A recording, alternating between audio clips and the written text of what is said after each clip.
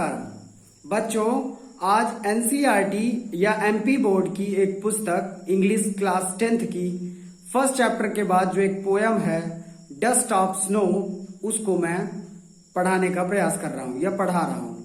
उसे आप देखिए, एक छोटी सी पोयम है, 2 स्टेंजा में विभाजित है और आइए उस पोयम को पढ़ते हैं।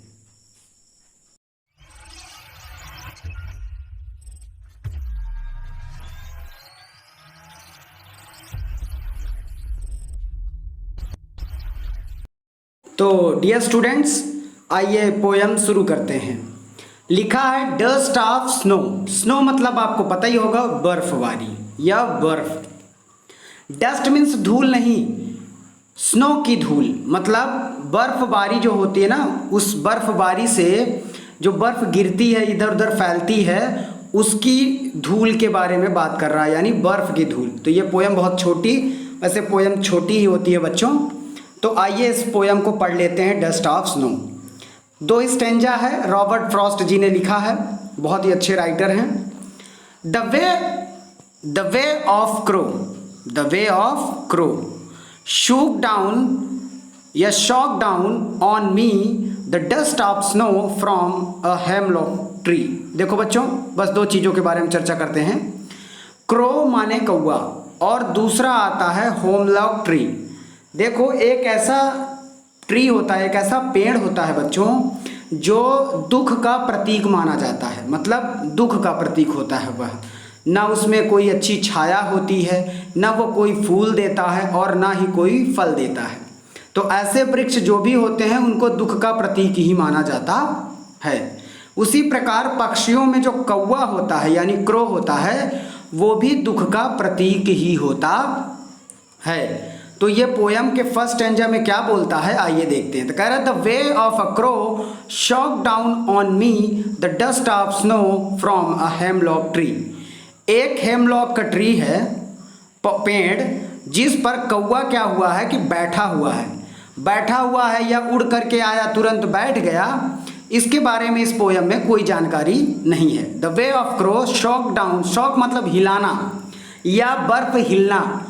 तो बर्फ वाले क्षेत्र में जहाँ पे हेमलॉक ट्री पाया जाता है, तो जब बर्फ का सीज़न आता है या ठंडा प्रदेश होता है, वहीं ज़्यादातर हेमलॉक ट्री होते हैं। तो जब बर्फ उसमें पड़ जाती है, तो कह रहा है कि एक कौवा आता है और जब उस डाल पर बैठता है या डाल से गुजरता है, तो उस पेड़ से हिलता है, वो पेड़ हिलता है उस पक्षी की वजह से। जैसे किसी चीज़ से टकराते हैं तो हिलता है। तो the crow shock down on me the dust of snow from the hemlock tree. तो एक व्यक्ति जा रहे होते हैं या एक राइटर जा रहे थे, रॉबर्ट फ्रॉस्ट जी कहते हैं कि जब कौवा उस डाल पर बैठता है जो कि दुख का प्रतीक होता है, और वो हेमलॉक ट्री भी बहुत दुख का प्रतीक होता है, और ये भी खुद किसी वजह से दुखी रहते हैं कभी, और उस रास्ते से जा रहे होते हैं, तभी एक कौवा उस पेड़ की डाल पर बैठता है और उसकी डाल हिलती है और उससे डस्ट ऑफ स्नो यानी बर्फ झर के गिरने लगती है। आई होप कि आपको समझ में आया होगा। आगे क्या होता है, जब बर्फ झर के गिरी यानी उसकी जो डस्ट नीचे गिरी, has given my heart change my mood. मान लीजिए कोई व्यक्ति दुखी हो या परेशान हो, वैसे ही राइटर जो रॉबर्ट फ्रॉस्ट जी कहते हैं कि वह व्यक्ति जो उस पेड़ के नीचे से गुजरा काफ़ी दुखी था, तो जैसे ही कौवा उस हेमलॉक ट्री पे बैठा, has given my heart a change of mood and saved some part of day I had rued. Rued मतलब बेकार, जैसे उनका कोई दिन खराब हो किसी का और उस पर एक अच्छी सी बारिश हो जाए तो उनका मूड अच्छा हो जाता है, वैसे ही कौवा जैसे उस वृक्ष की डाल पर बैठा जो दोनों दुख के प्रतीक थे, तो उससे बर्फ झरी और उनके शरीर पर पड़ी। तो जो व्यक्ति उस रास्ते से गुजर रहा था, जिसका मूड बिल्कुल ख़राब था, जब बर्फ़ की डस्ट उनके ऊपर गिरी, बर्फ़ गिरी हिलने से पेड़ के, तो उनका मूड चेंज हो गया, बदल गया, उनका मूड एकदम अच्छा सा हो गया।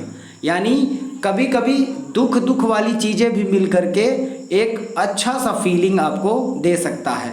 हर एक पॉइंट में आपको कुछ ना कुछ अच्छा मिल जाता है, इस चैप्टर के आधार पर आप सीख सकते हैं। तो पोयम यही कहती है बच्चों कि जो एक कौवा रहता है और एक हेमलॉक ट्री जो दुख का प्रतीक है, कोई व्यक्ति दुखी ही है, वहाँ से गुजर रहा होता है, तभी एक कौवा उड़कर या कहीं से आकर बैठता है जिससे उसकी बर्फ़ गिरने लगती है और बर्फ़ गिर कर के जब उस आदमी पर पड़ती है जो दुखी व्यक्ति रहता है तो उसका सडनली मूड चेंज हो जाता है, उसका दिल एकदम खुश हो जाता है, आनंद से भर जाता है और वो उसका जो दिन खराब रहता है वो दिन पूरी तरह से बेहतर हो जाता है।